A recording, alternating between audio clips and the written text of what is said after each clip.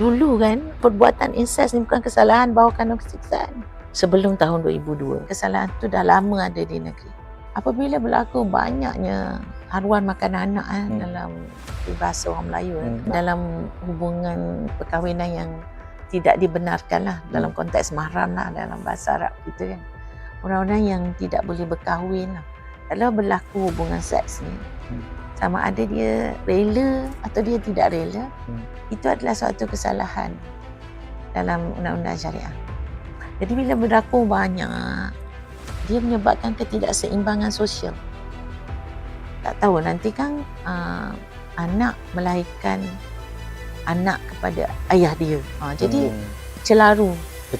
kecelaruan dalam susur galuh keturunan tu kan.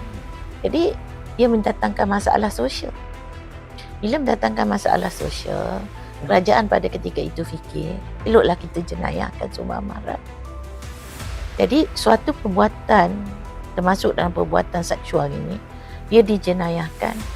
Tak ada pemimpin, tak ada negara yang menjenayahkan suatu perbuatan tu secara suka-suka. Sebab perbuatan tu mesti ada kesan negatif kepada masyarakat atau individu atau negara secara keseluruhan.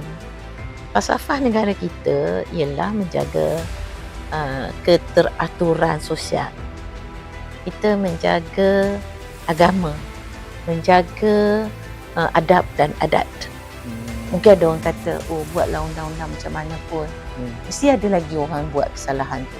Macam hukum mati untuk drug traffickers, ada je. Masih lagi orang akan cari juga ruang. Sebab manusia ni dia akan cari apa yang dia suka.